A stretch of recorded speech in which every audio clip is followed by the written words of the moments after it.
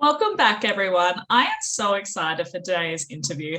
We have a very well-loved USA Today best-selling author who is very well known for her dark paranormal romance. I personally have read her work and absolutely love it, so I'm so excited to delve a little bit deeper. We are talking to the one and only Lexi C. Foss. How are you today? Hi, Mari. How are you doing today? Yeah, fabulous. And we were just talking about your squishy new puppy. Oh, yes. Yeah, she's very cute, Skoga. So if you hear her in the background, sorry about that. She is in the other room, so it should be all right. But I do have a couple fur assistants actually lurking in my room right now. They're just napping. Oh, that's so So, cute. yeah. Because you've actually been posting in your reader group on Facebook heaps of photos of the new fur baby.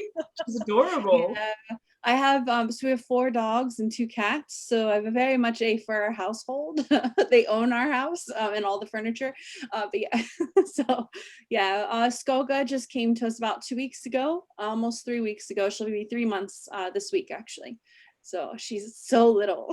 So, take me back to the start of your writing journey. What made you decide to start writing, and how did you find publishing? So back in 2008, actually, I started writing as an escape, just from real life, right? It was just kind of I realized I had all these voices in my head and I started writing them down. And then I was kind of like, well, how do I actually put this in a book, right? Because I had all these conversations going. And so I was kind of writing those. And then I started studying, like, how do I actually form sentences that make sense and are not just, dialogue.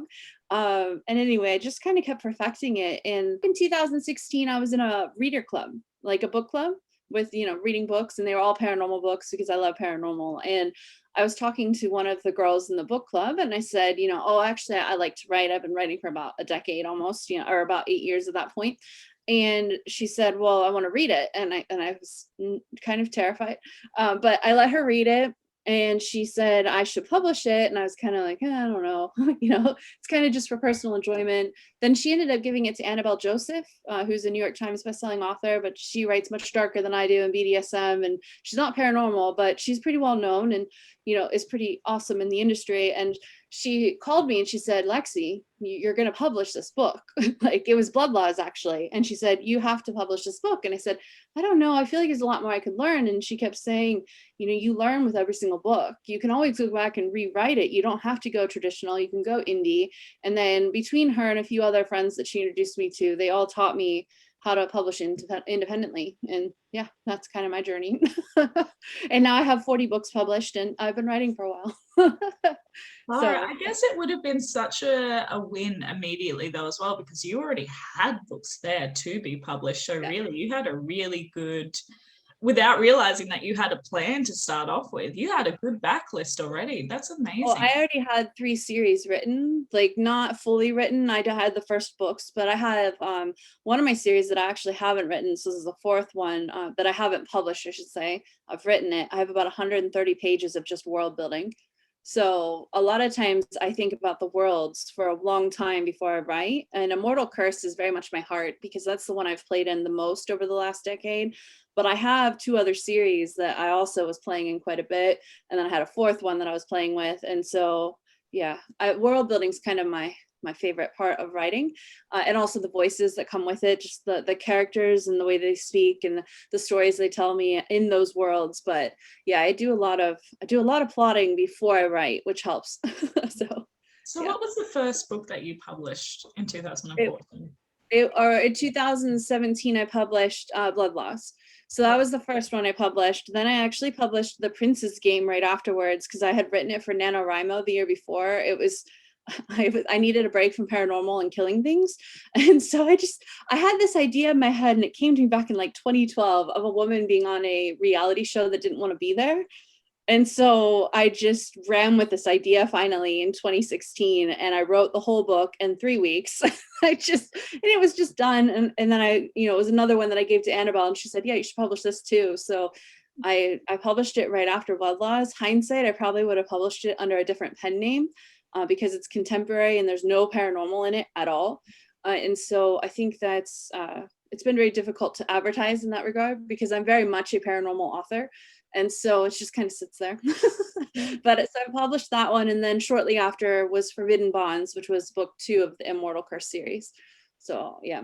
I think a lot of authors do that unknowingly. They kind of try and figure out what field, what genre they prefer to write. So they do publish I am guilty of the same. I publish numerous genres, and now you're like, oh, this messes up my Amazon algorithm just a little bit.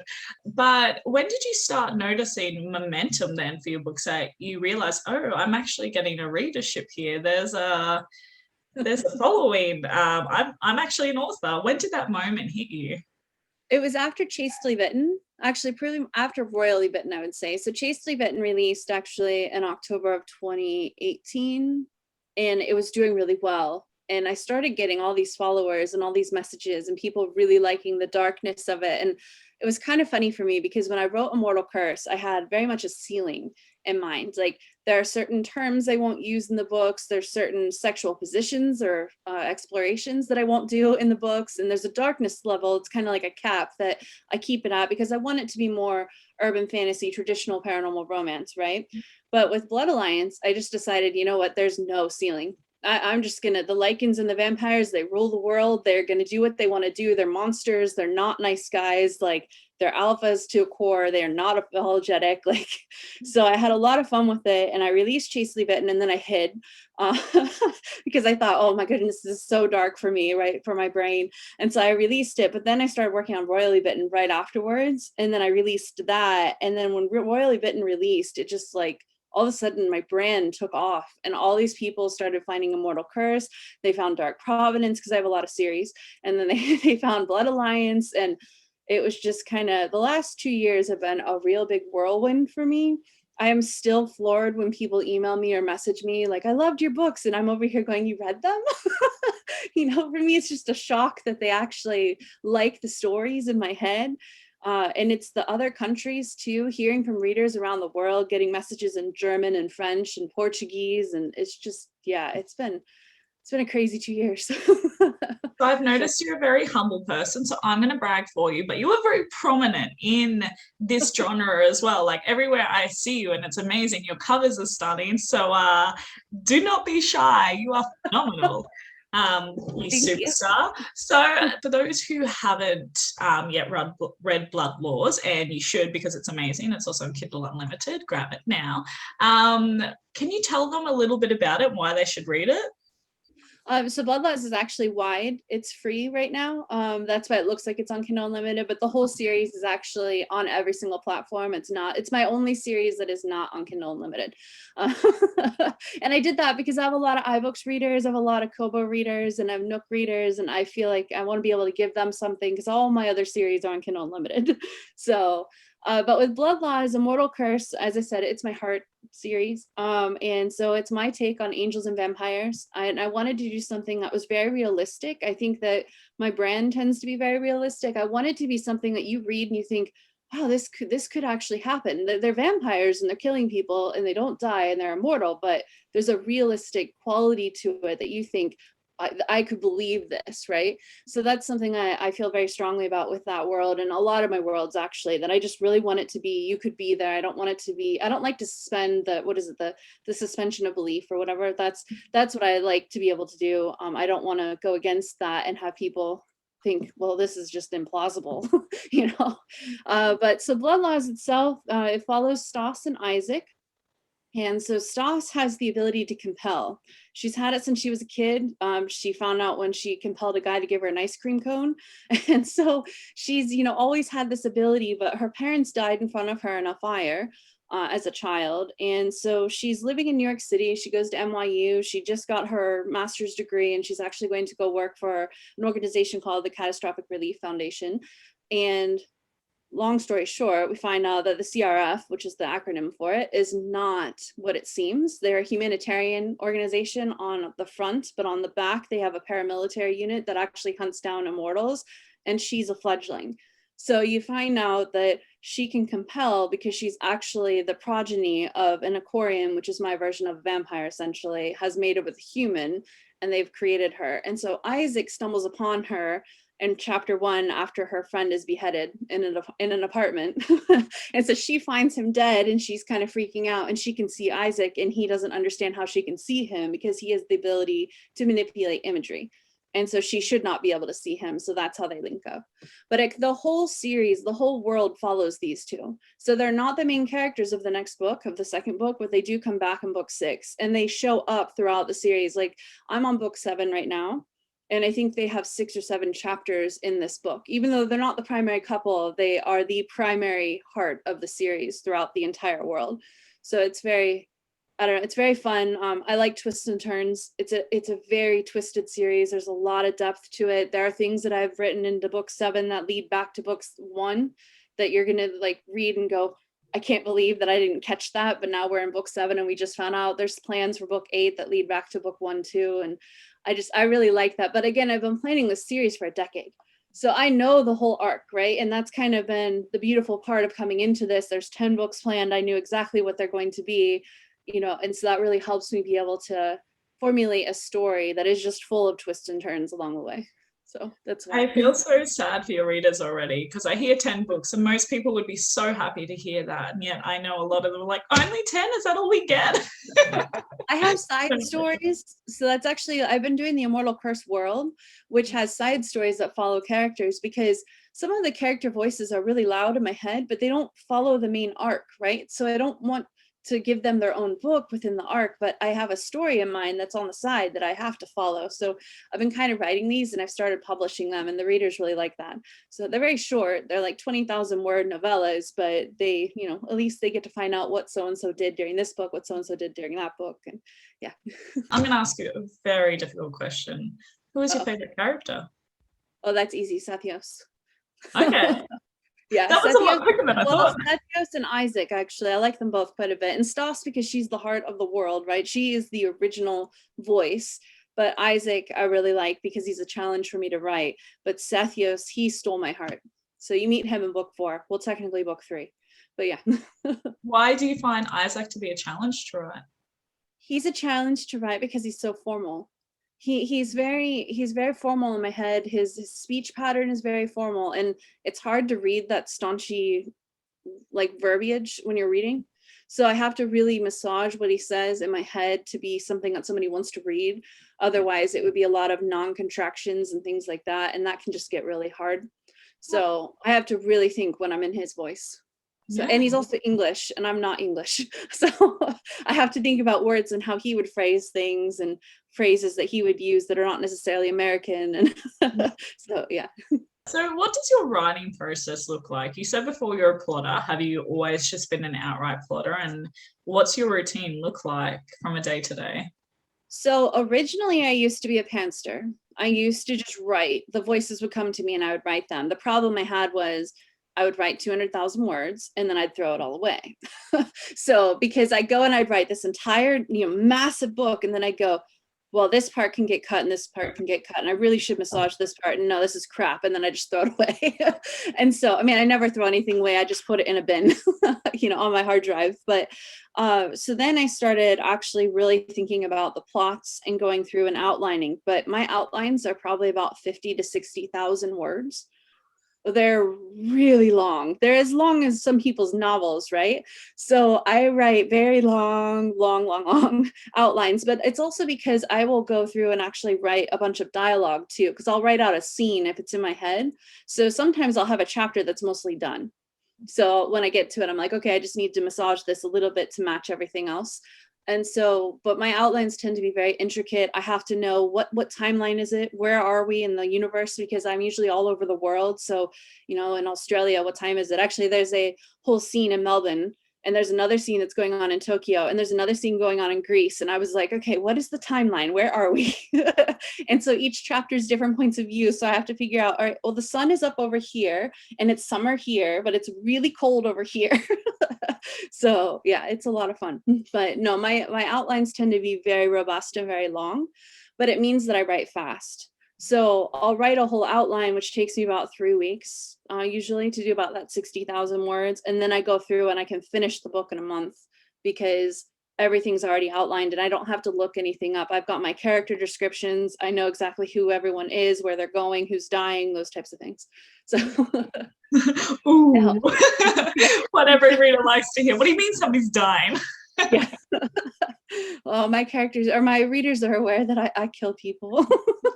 Isn't it rather sad? Like, it makes us sound really terrible, but it has to. And have you ever experienced where you have really not wanted to kill one of your characters Oh because you yeah. love them so dearly, but it has to happen?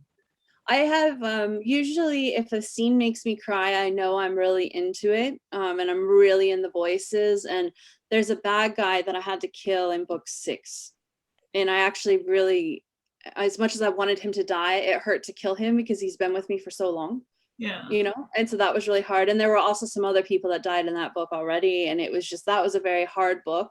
I actually had to take quite a bit of a break from writing after Angel Bonds because it was just so emotionally depressing for me to write. And I remember being on the airplane. I had gone to England for a signing and I was on my way home, and the flight attendant walked by and she's like, "Are you okay?" Because I was just bawling in my seat. I didn't even realize I was crying because I was writing. And yeah, so she brought me like tissues.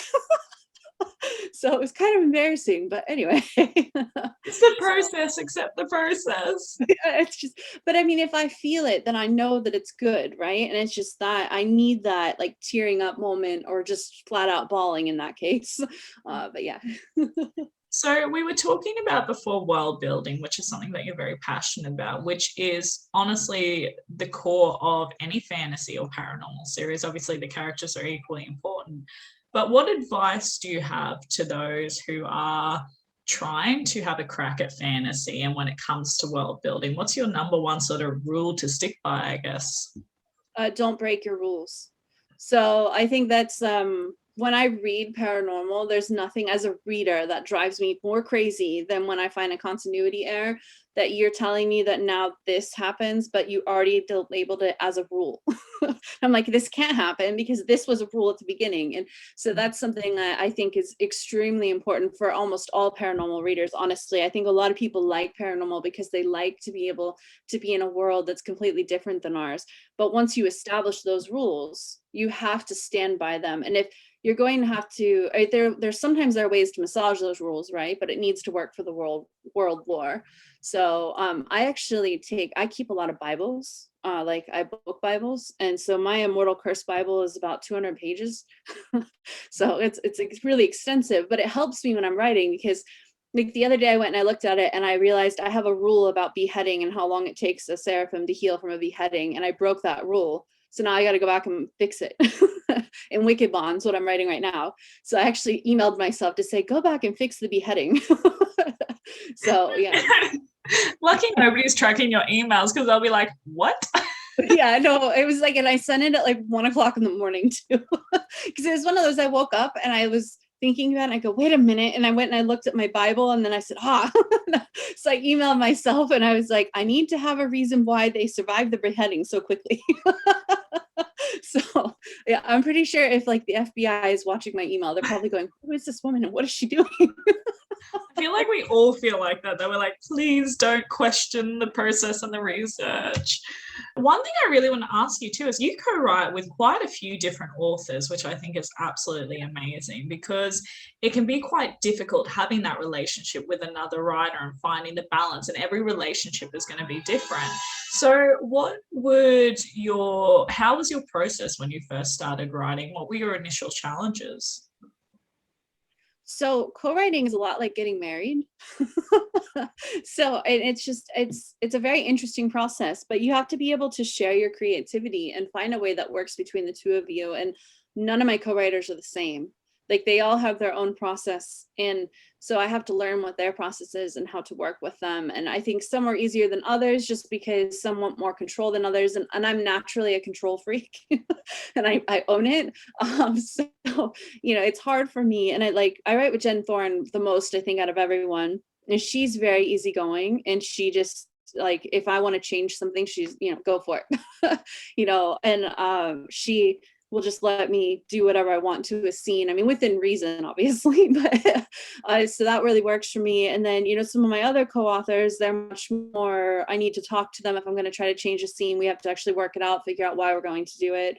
Or if they want to change one of mine, they come to me. And so it's really just a matter of getting to know that person and also making sure that your writing styles gel. I think that's extremely important. I think some people decide to go in and co-write and they don't realize that If their styles are completely different, one of you either has to change or it's not going to work, because it's going to be very hard. So, and a lot of times what we do is we switch voices. Yeah. So like I'll write the male voices and then she'll write the female voice or something like that. And that tends to work pretty well. Because then if you're writing a little bit different, it's okay. But if you have someone who's extremely flowery, right, and really, really descriptive, and then the other person doesn't write a lot of description, that's going to really break the reader's attention when they're reading, right? They're just completely different. So yeah, you have to make sure it gels. Because it has to feel like it's a unison, really. And I know exactly what you're talking about. And the sort of the goal is, when you're co-writing, is to make it feel like it is only one person that's written the whole thing, which, as you said, you need to make sure that these mar up, and that your vision obviously mars up for the project itself, but your voices can too. And it's interesting that you mentioned that one may have to adapt slightly around the other just for that continuation threading through. Yeah, I mean, I think it's very important to also respect the other person's vision too, right? Like, but you have to have a shared vision on a process, or on the project and the process, really. Like if one person's a pantster and the other is an outliner, that's going to be impossible to write together, because they won't be able to outline and you won't be able to just, fly by the seat of your pants. So really, like, all of that has to gel. And so I think my biggest compliment whenever I see a reader say, oh, it looks like one person wrote it, I think that's such a huge compliment when they do that. So yeah. So how have you found it then? This year you released on a new pen name, which is AC Kramer.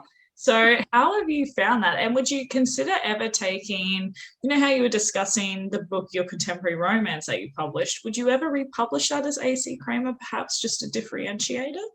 I'm planning to, actually, just to see if it'll do better, because right now my Marshano series doesn't perform very well because nobody sees it compared to all my paranormal series. So yeah, I do want to try that. And I also want to change it, because right now it's all female point of view, and I want to add the male point of view. When I originally started writing, I was much less confident in the male point of view than I am the female. So I had written everything in female point of view. And so I decided that, or later on, actually, Chastely Bitten was where I really started writing male point of view. I had it in my Immortal Curse, but it was third person. So it was a little bit different than first person. And so with Marshano, I want to go back and rewrite and have it be the female and male. And then I'm planning to release it under AC Kramer. I think it's going to say Lexi C Foss writing as AC Kramer. So that way it's kind of like a bridge series into that pen name, so people see it. Hopefully. So we'll see. But no, I'm enjoying it. Paranormal, as I said, it's all about world building, right? And it can get really daunting, to be in the worlds constantly. And I find contemporary to be much easier. Just, it's a more natural, the rules already exist, you live in this world. And so I find it a little bit easier to write in, at least in terms of a break for me. So I kind of want to write a little bit more contemporary. So that's why I established AC Kramer for fun. So that way I can go play and take a break from killing people. I always say the contemporary romance, because I do something very similar. The last year has just been all my fantasy and paranormal, and it is very heavy and it's very taxing, because I feel like you're in a very deeper place, if that makes sense. Comparatively, when you write contemporary romance, there's going to be happily ever after. Whereas fantasy, it's kind of a happily ever after, but you got to work for it. And so I find contemporary romance to be almost like a palate cleanser, I want to say. And you're like, that was fun. That was nice. Now let's go back to this. Yeah, it's lighter, right? Even if you're writing dark contemporary, to me, it's lighter. But it's kind of funny, because dark contemporary can be really realistic, and it could actually really happen, which should probably scare you. But for some reason it doesn't. At least it doesn't scare me. But yeah, I find it much more, it's therapeutic and it's nice. And I think burnout is a really big issue for authors. And part of how I fight that is by jumping worlds all the time. It's why I have so many series, why I'm switching genres a little bit, because I'm trying to keep myself from burning out. So if I have a new project or a new world to go play in, I don't get as tired. So I think if I was writing the same world every single day, I would need more breaks that are just mental breaks from writing. And I don't want to take a break from writing. I love writing. So one thing I want to talk about is you are a USA Today bestselling author, which is an absolute amazing feat, and congratulations. Oh, thank you. What book was it? And when was the moment that you found out you're on the list? And most importantly, how did you celebrate?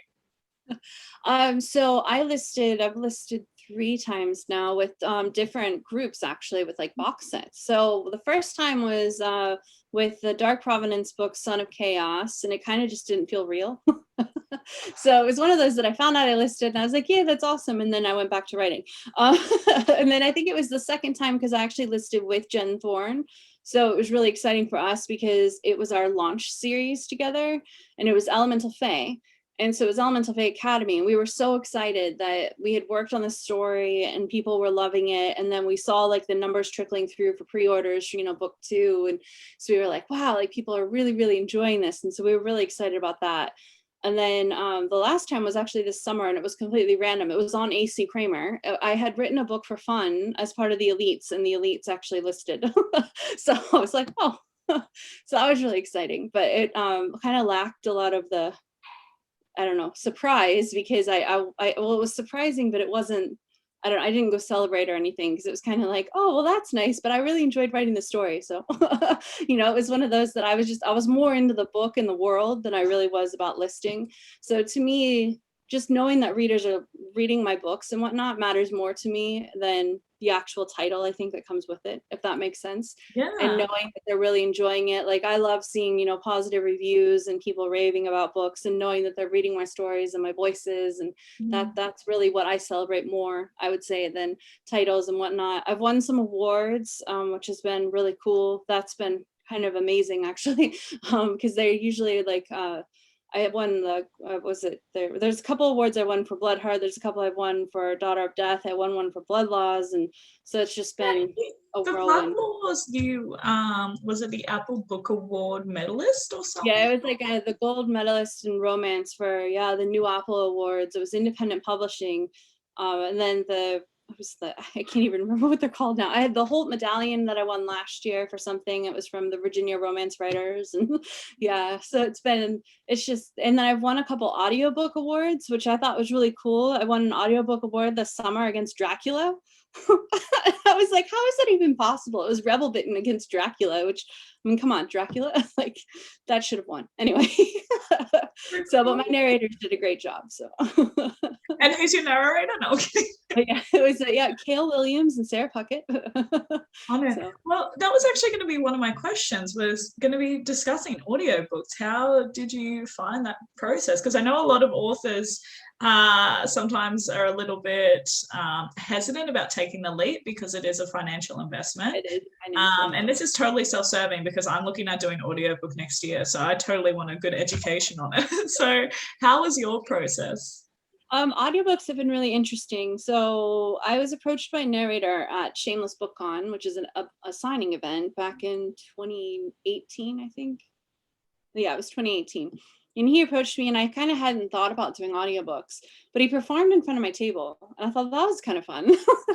So then I started looking at doing audiobooks, because I had never been an audiobook listener, right? I'm a reader. I like actually physical books. I really like paperbacks.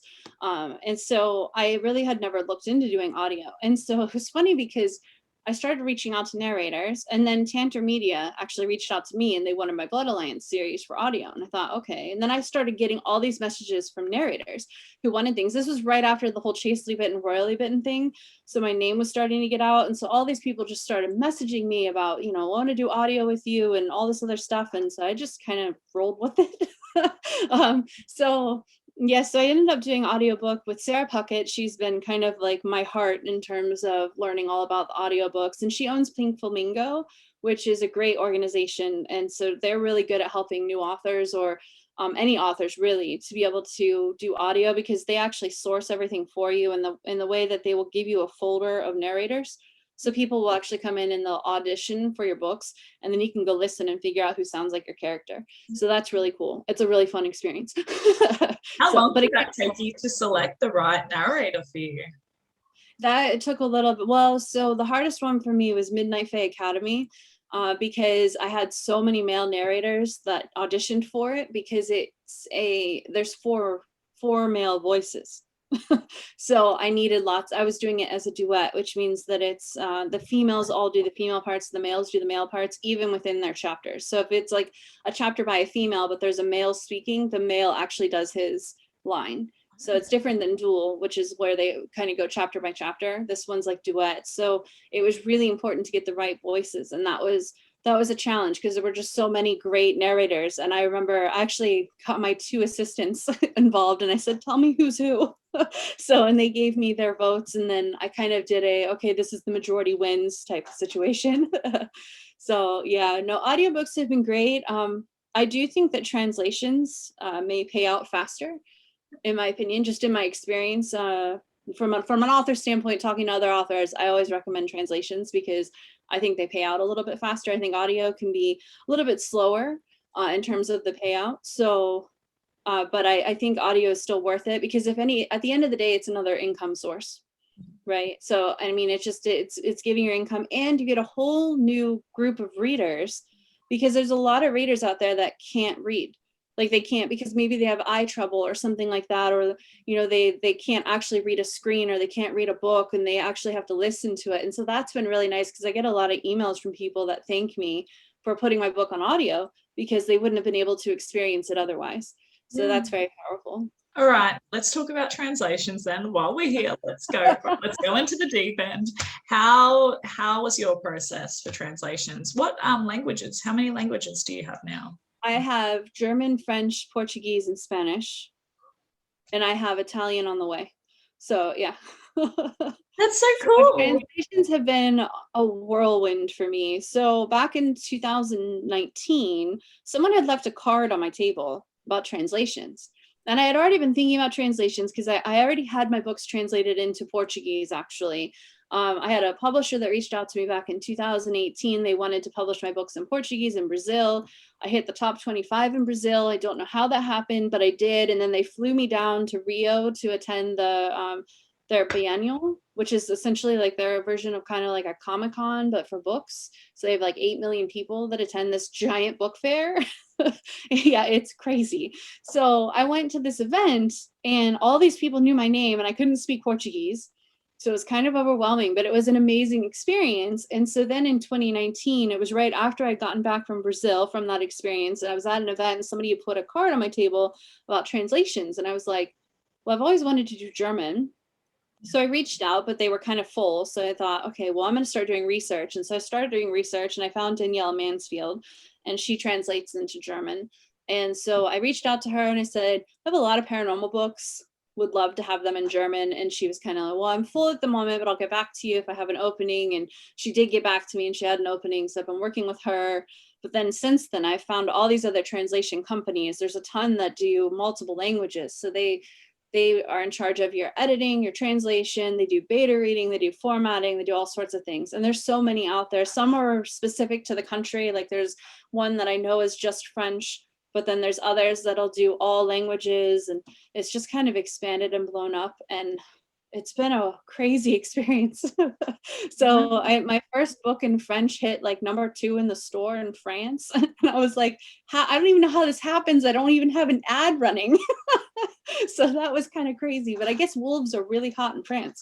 So yeah, I think too, it's interesting because I definitely knew about Germany as well, but I find that darker fantasy and paranormal really do well in a lot of the European countries. They like the gritty stuff. I've discovered. Well, and I think the traditional publishers in those countries have been focusing on contemporary romance and not so much on paranormal. So the paranormal market seems wide open. And so when you go and you publish, the readers are so excited because they don't have a lot of paranormal. So it's kind of, I liken it to how the US was, or even Australia or the UK back in, I don't know, 2010, 2012, where a lot of the publishers were saying, oh, paranormal is on, is on the back burner right now. We've got enough paranormal. There's a bunch of movies that have come out. It's going to go down. We're not publishing it right now. And I think a lot of the international market followed that. And the readers are essentially countering it and saying, yeah, that's not true. I do want this. And so I know about a year ago in the French market, there were maybe 1 or 2 paranormal books in their top 100. Now, if you go look, there's like 15. So it's just, you can tell it's growing. Yeah, So, that's and I've seen it in German too. And it's in Brazil, it's a little different because Brazil, I mean, you have to think about cultures too when you're publishing things, because some cultures might not be okay with like a male scene or things like that. So there's also certain terms you have to be aware of that you shouldn't use internationally. So that's where your translation companies are really important because they can tell you things that you might not be aware of. But yeah. That's So yeah. great information. But then talking about travel, you obviously travel a lot and you love it, duh. Um, so where has your favorite places been and why? And would you say it's definitely helped your writing and inspiration?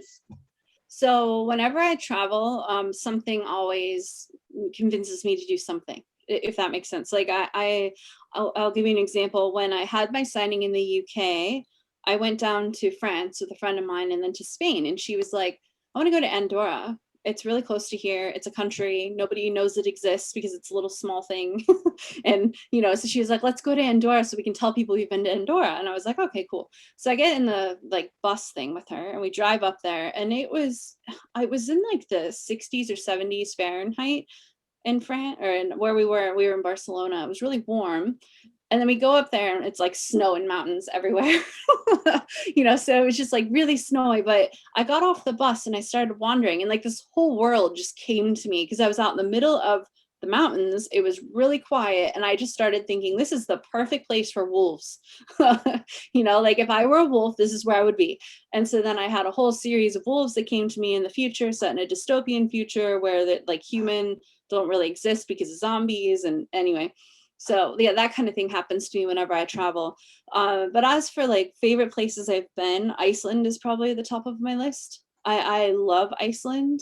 It's beautiful there. It's calm. It's quiet. The people are lovely. It's just, I love everything about Iceland. They give books on Christmas Eve. So it's like the perfect place. So yeah, but I really, really liked Iceland. I want to go back. Have you been to Australia? I have. I went to Babe in 2020, right before COVID hit. So, and then I went on a cruise actually around New Zealand, but we couldn't do our last port because of COVID. They said it was weather. It was sunny. So I'm pretty sure it was COVID related.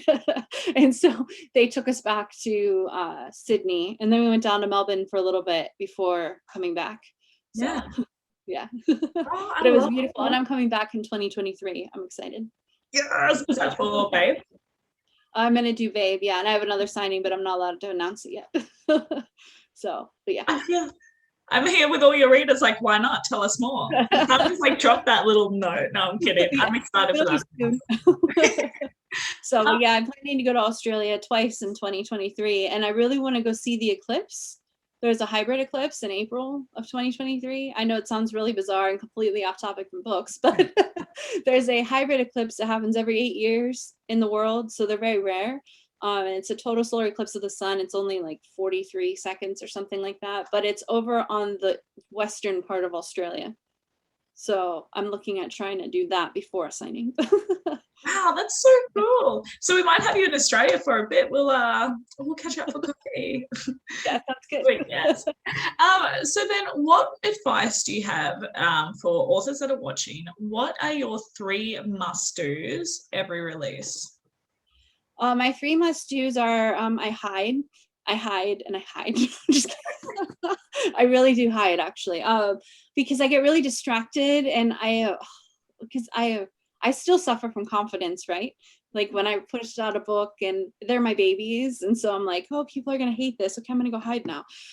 So I don't like to read reviews, and I'd rather focus on the Amazing next book. reviews. Let me tell you, just in case you haven't looked recently, you have amazing reviews. I know, but it's so scary, because you're putting a piece of your heart out there, right? But no, in seriousness, I always try to make sure that my social media countdown is on. So my assistant actually always does it for me. She usually does anywhere from a week to 3 days before. And so she'll kind of get the hype up, right? And so she'll do like, 3 days until so-and-so releases, etc. So that's always important. I try to post everywhere on social media on the day of my release. And by everywhere, I mean, in my reader group and on my page. And then sometimes I'll try to post into signing groups, like in book signing groups, if I remember that I'm going to a signing. I'm really bad at this. I love the honesty. Well, it's because it's so overwhelming, right? It's like, okay, the book went live. I think my biggest thing is making sure the book's ready to go live. So like that's probably the biggest step. But yes, so social media is a pretty big thing. I usually make sure the ads are ready to go, like on Facebook ads, or I don't really do Amazon ads because I don't understand them. They're very complex. So yeah, Facebook ads, and then so social media, Facebook ads, countdown posts, and interacting with readers as they have questions, and my newsletter. I try to make sure my newsletter is going out. So yeah, but those are pretty much the big things. I mean, the biggest thing is getting the book ready and making sure it's ready and it's on all the platforms that they're supposed to be on are ready to go, getting the paperback ready and things like that. Oh, and sending to my narrator so that they can narrate. That's So, a yeah. lot. And the thing is too, is I feel like I always have to put this disclaimer out. A lot of the time us authors feel like we're chasing our tails. And it's Oh, the same thing with every book. And although we say we're gonna make this work, we're gonna make the next process better. It's the same no. process. If you figure that out, let me know. Yeah. I was hoping you had some. I was like, if it's not one thing, it's another thing. So it's just Absolutely. And you are very interactive with your readers as well. You're always in your Facebook group. Look, I stalk you thoroughly. Okay. I'm in your group already. But do you want to, what was the name of your Facebook group too, if anyone else who wants to join? Oh, the Foss's Night Owls. Yep. I really should make it like Reading Owls or Lexi C Foss Reader Group or something, because so many people are like, you have a reader group? They don't even realize I have one because of the way I named it, but I like owls. Yep. So I haven't changed it, because if I change it, I lose the owls. Are you a night owl yourself? I am a night owl. At least I sometimes am. I've actually oddly, so I recently went full-time author. Okay. I was working full-time up until October 1st. I worked in healthcare. So it's been quite a crazy couple of years. So I finally went full-time, and I have found that I like writing in the morning. And I used to write in the evening because I would write after work. And so I would stay up till 1 or 2 o'clock in the morning. Now I'm going to bed at like 11 and getting up in the morning and writing at 10, and it's kind of weird. So That's I'm healthy. still figuring it out. Yeah, well, I'm still trying to figure out my schedule, but I found that I've been writing actually better in the morning than I do at night, which is probably because I don't have my day job now to interfere with writing. But Well, congratulations as well. That's a huge thank leap you. and amazing. Yeah, it's been a whirlwind of the last 2 months, this last couple years. So, because we moved last year, we were living in Atlanta, Georgia, and we moved to North Carolina because Atlanta is really crowded. I don't know how much you know about it, but there's a lot of people there. There's a lot of cars there, and it takes 3 hours to get across the city. So I didn't really like that. So we moved to North Carolina, and it's quieter, and it's been very relaxing. But I've been working, and I was a project manager, so I worked a lot. And as I said, I worked in healthcare IT. So it was a busy 2 years. And it's But never, and I think too, when you do finally go full time, like I used to do logistics management. So same thing, crazy hours, you're working 40, 60 hours on this, which is very draining. And then you somehow manage to get another 40 hours in for your books. And I want to say this is never, burnout is a real thing during this period. But then when you do go full-time author and then you get a little bit more balance of life and work, you think, how did I ever manage that? But you do what you got to do, and it kind of possesses you. I want to say, you're like, I will get this book out here. This is when I'm going to get it out. You're like a sucker for punishment. I think it's about discipline and determination, and it's also about managing your time. But I will say that it's really taken a hit on my health. It's because I was sitting at my desk all the time, and I would literally go from my desk over here to this desk, and I wouldn't move for 12, 14 hours. So I actually, the last month and a half, my favorite thing has been to get out and walk around. I found out we have all these trails that go through the forest near our house, and I had no idea until October of this year, and I've been here for a year. So yeah, I mean, like, that's how much I wasn't walking around. And so I do think that's really important for authors. I think a lot of people don't realize how taxing it can be on your health. you have to be able to budget time to say, I'm going to go take a 30-minute walk. I'm going to go take a mental break. And it's so easy to get sucked into tasks. And also writing, if your voices are really talking to you, you can sit here and write for 8 hours without realizing that's what you're doing. Yeah. And it's not good for your body. No, it's not. It's not just the hunched shoulders we have to worry about. It's everything. Yeah, it really is. It's like your legs, your hips, everything. So yeah, so that's what I'm really been working on the last 2 months, is really just trying to like move because I hadn't been moving and I can feel it. So yeah. Speaking about moving, so obviously we travel a lot. And then we go to a lot of book signings and conventions as well. So what has been your most memorable reader interaction moment? I think my most memorable reader interaction moment, I've had it a couple times actually, where people have told me that I've saved their marriage or that I've saved their lives because they were able to escape in my books. So I find that very moving. It makes me cry.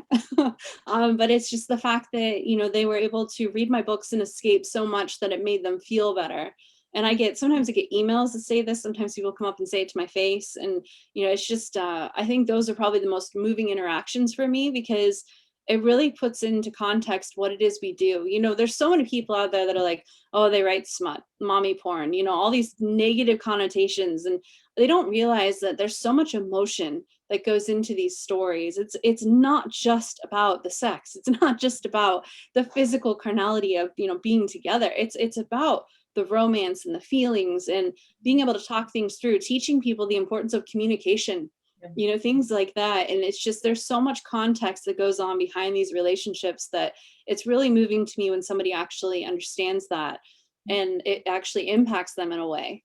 So that's always been my favorite. And I love when people just say they've read my books. I think that's pretty awesome. So it still feels like a dream. Like, how's that real? But anyway. Giving me all the feels right now. Right? Oh, that's amazing. What would you then say that your greatest challenge and your greatest accomplishment has been so far in your writing career? So my biggest challenge has been physical, in terms of finding time to move.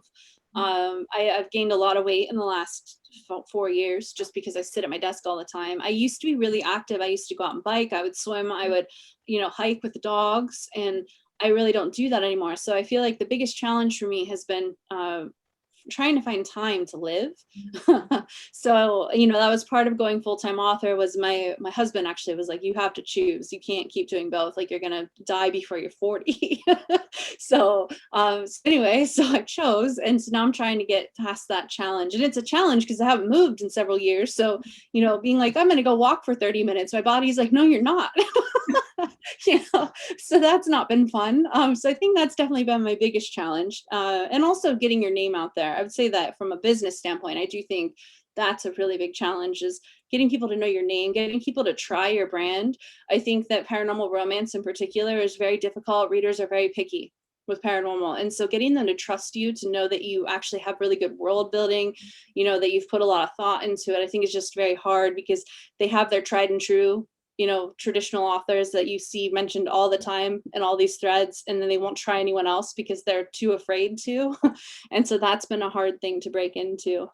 But my biggest, I would say, achievement has just been being able to go full time. I think that's been a pretty big achievement. Being able to do translations, being able to afford translations. I think those, and using my author money to pay for everything, I think that has been a huge achievement for me, and just getting my name out around the world in different languages. That's been really cool. Yeah. So I've been very happy about it. It's been a lot of fun. That's an amazing achievement. So it's been really fun, and it's scary because, it's just, I'm over here trusting other people with my babies to translate them. But no, it's been really exciting. And I think going full time though is definitely the biggest achievement of my carear to date. Yeah. So. I love it. And feeling confident about it. Yes, we're going to work on that. It's the first time I felt confident enough to go full time, right? Like, I think that was a big achievement for me personally, because I I tend to doubt myself quite a bit. It's like, oh, this is just a fluke. They like the story. I don't know why, but they do, you know? And so I think having the confidence has been something I've also been working on. I guess that's another challenge, but anyway, there's Honestly, a lot of challenges in the career. and I know obviously this is something that you're building on your confidence, but I can honestly say hands down your writing is phenomenal. I'm not just saying that to say that as well. I absolutely adored your writing. I thought it was very clean and very sharp and very emotionally pulling, I want to say, but you definitely executed it well. So have more faith in yourself. It's kind of funny when I go back and I read something, I'm like, how did I write that? I have moments like that where I go back and I read a chapter and then I get sucked into the book and it's like, why am I sucked into this? I wrote it. Like, I know this story. When you have teasers, and I do this when I do a book, I'll pull out teasers, and then when the release comes, I'll start doing things with those teasers. I'll be, whew, that's so good. I'm an author. I wrote that. It's like this surprise that you could actually put like decent sentences together and be consumed in it. You're like, when did I write that? Was I asleep when I wrote that? Possessed? I don't know. So this is my favorite question to ask then. What is the goal? What is the dream that you are chasing for yourself in this career? So the thing I really love about being an author is there's no ceiling. So you can set a goal and then you can achieve that goal, and then you can set another goal and you can achieve that goal, right? So I'm very competitive with myself. I always want to beat myself. Like, it's just kind of, okay, well, this book did this well, so now I want this book to do this well, to be able to meet that. So I don't really have overarching goals so much as I have small goal steps for myself. I'm going to be launching in Italian soon. I would like to see it do the same as French. Right. Like, I don't know if it will, because Italian's a whole different audience, right? I don't know how they're going to react to paranormal romance. And so, but for me, like, I set those kind of goals where I compete with myself.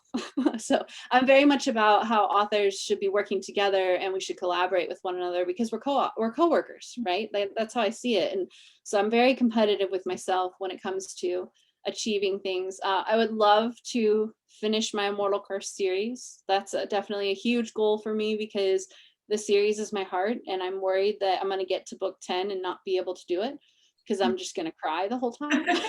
Because I'll be leaving my world and I won't want to leave it. So I do think that can be very hard.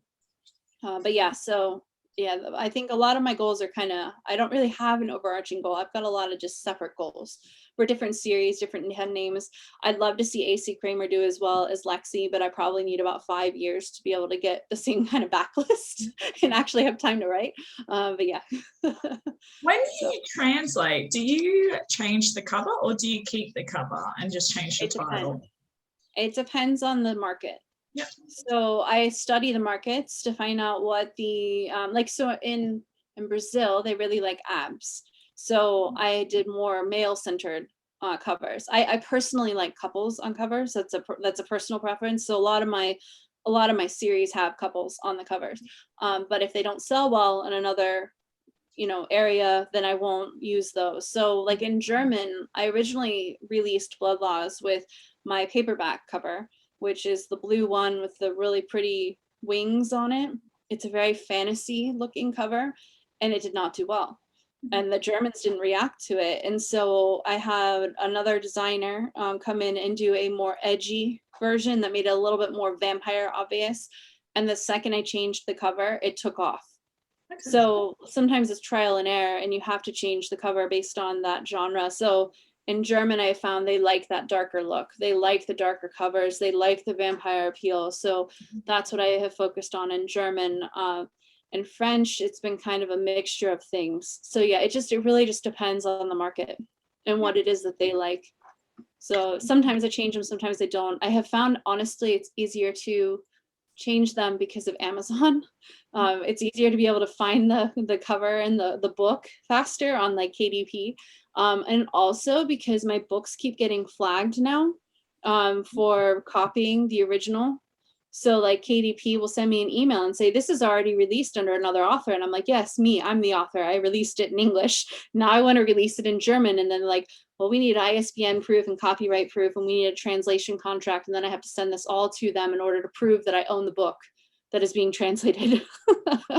So it's just, but when I don't do the same cover, I haven't had the problem. Yeah. I mean, So yeah. I guess in a way though, as fickle as it is, imagine though if you weren't the one to have actually printed that and you got that Oh yeah. email. So I guess it's nice to hear that they do that. Oh no, I'm very thankful for it in that regard, because it means no one else is using my cover, right? Because they have it in some kind of robot is flagging that cover, which is great.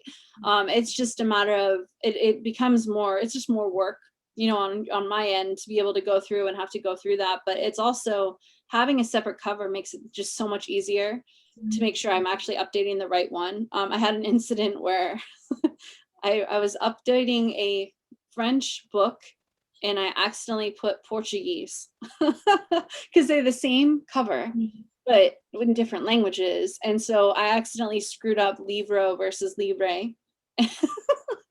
And so, and I was like, I will never again do two languages on the same day. Yeah. But it's so easy to do when the covers look exactly the same, so yeah. I do have a segment. It's called Speed Dating with an Author. So you and I are going to go on a very romantic date. I lit a candle. I'm creating ambience. But basically what it is 5 rapid questions. Are you ready? Yes. I think. What is the clumsiest moment you've ever had? Oh man, I'm clumsy in general. I fall down all the time. There's a joke amongst my friends, right? We talked about how I like to travel. I always fall every time. Actually, I did not fall in Australia. It was the first time I've been on a trip in a decade that I did not fall. Probably because your instincts knew if you fell, there would be some kind of animal that would come and attack me. No, I'm kidding. It's probably a spider, right? But yeah, I every time I go somewhere, I went to Mexico, I tripped over some kind of cord thing. We were in Ecuador. I tripped over it was like a metal chain thing along the ground and snared my ankle and I went boom. I tripped in Peru going up to Machu Picchu. Like I have tripped all over the world. I'm very clumsy in general. I apparently can't walk. It's fine. I'd like to travel with you one day just for personal entertainment. Like, when is she going to fall? It's like, don't mind me. I'm videotaping. It's fine. You'd be like, my hands will be hovering behind you. You'd be like, why are you doing that? I'd be like, oh, you haven't fell yet. So I thought if I maybe give you a little nudge at some point, maybe. Well, I was with my friend in Spain and we were up on these like mountains and she was like, you stay away from the edge. Like she would not let me near the cliff. Because of all people, I would probably fall. And we don't want that. Your readers don't want that. We don't want that. That would have been a bad day. So yeah, no, I am very clumsy in general. I fall all the time. What are the 3 words that would best describe you? Quirky. That would probably be the first one. I think I'm rather kind, so I would say kind and understanding. Yeah, they're good ones. What is your life motto? My life motto is to just keep swimming. Oh my God. To quote Dory. I say that all the time. Like all the time. That's what I say every day. I'm just like, just keep swimming. Just keep swimming. Just keep I do swimming. that all the time. Are we the same person? Probably. I mean, it's such a great motto though, right? Like, don't give up, just keep going. Yeah, like you might like all failure. I think all success is built on a failure, like, so there, you don't fail unless you actually give up on yourself. Absolutely. What is the song that best describes you? Oh man, a song. The first thing that came to my head was Wild Thing, which is not what describes you at all. Maybe in your mind though it is. Yeah, maybe, I don't know. It's the first thing that came to my head. I don't know. I listen to really eccentric music, so that's why I'm like, because I really like Night of Sin by Blutengel. I don't know that it describes me, but I think it describes my head, like the voices in my head. So yeah, I definitely write a lot about darkness and yeah. We'll lock that one in then. What is a unique talent or skill set that you have that not a lot of people know about? I studied Arabic in college, so I can read Arabic script. I'm not as good at it as I used to be, but yeah, I used to be able to speak it. So it's been a while, but yeah. Cool. So yeah, that's my background in college was in intelligence and national security in Arabic. So yeah, So the Where FBI is are you? absolutely watching me. Yeah. They're like, she beheaded someone this weekend. What's going to happen next weekend? You know what happened the weekend before.